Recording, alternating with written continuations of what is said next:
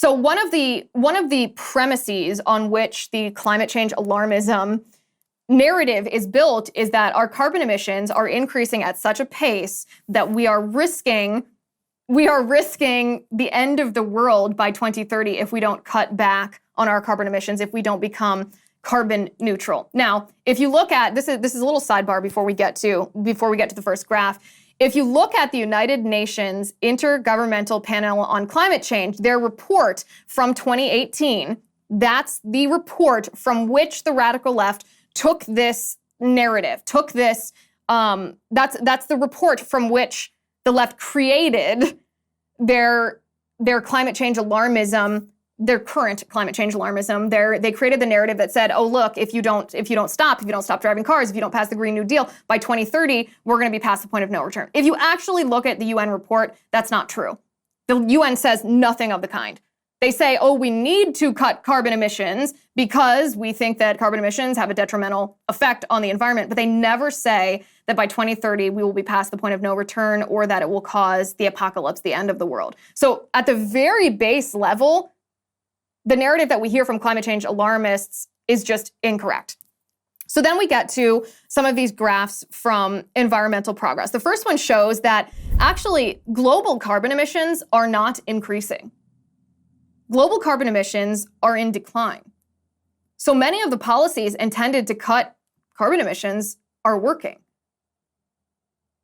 You can see these graphs for yourself. So we're told that we're taking this trajectory like a rocket that can't be stopped, up, up, up, and away, but that's not true. You can see the graph goes down at the end. So that's just a little debunking of the premise. So let's get to natural disasters and their tie-in to climate change. You will see, this is photo number 2 for the control room. You will see that the global annual death rate from natural disasters by decade shows that in the 2010s, we have the lowest rates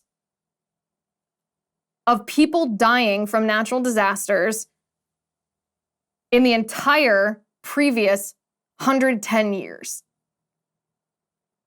So this idea that hurricanes or droughts or wildfires or earthquakes or tsunamis are becoming so frequent and so severe because of climate change that they threaten our lives, that is simply not true. In fact, I mean, look at the 1920s or the 1930s or the 1940s compared to right now. In the 1990s, the 2000s, and the 2010s, it's very, very small.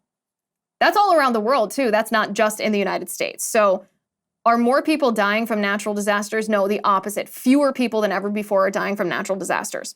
So then we look at the natural disasters themselves, not just the impact or the fatality of the natural disasters.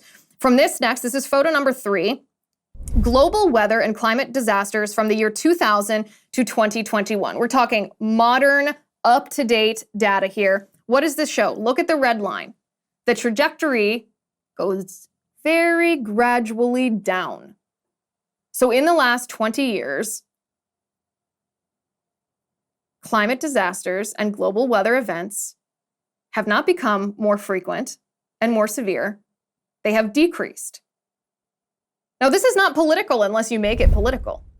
This is simply the science and the history of the thing combined to form empirical evidence that shows us the reality. Now, the reality contradicts the political agenda of the left and the political narrative the left has created, and we'll get to all of that shortly, but this is the data.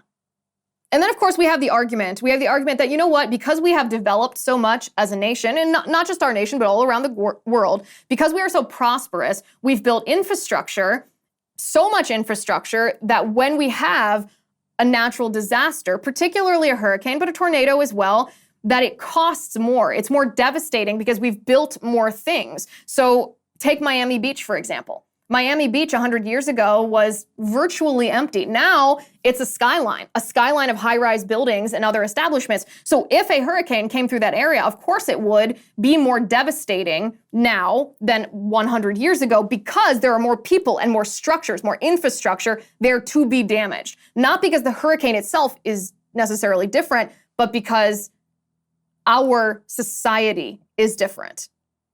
So let's look at the cost then. Is this actually true? Is the cost of hurricanes, is that what's increased? The cost because of our increased infrastructure? Well, photo number 4 here shows No. The cost of disasters around the world is actually declining. Look at that red line again. Now, as in any chart, there are ups and downs. There are years that have higher numbers and years that have lower numbers. And that's why it's important to look at the graph, the statistically accurate line. Because the line takes into account the fluctuation per year and tells us what's happening. It's declining. So the cost of disasters is declining even as our infrastructure increases. Okay, so let's talk about hurricanes now.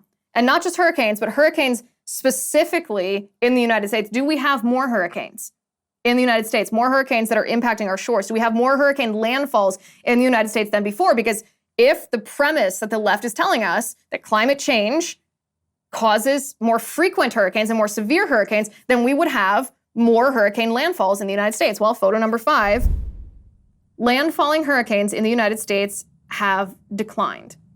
This is an analysis that is 120 years of data.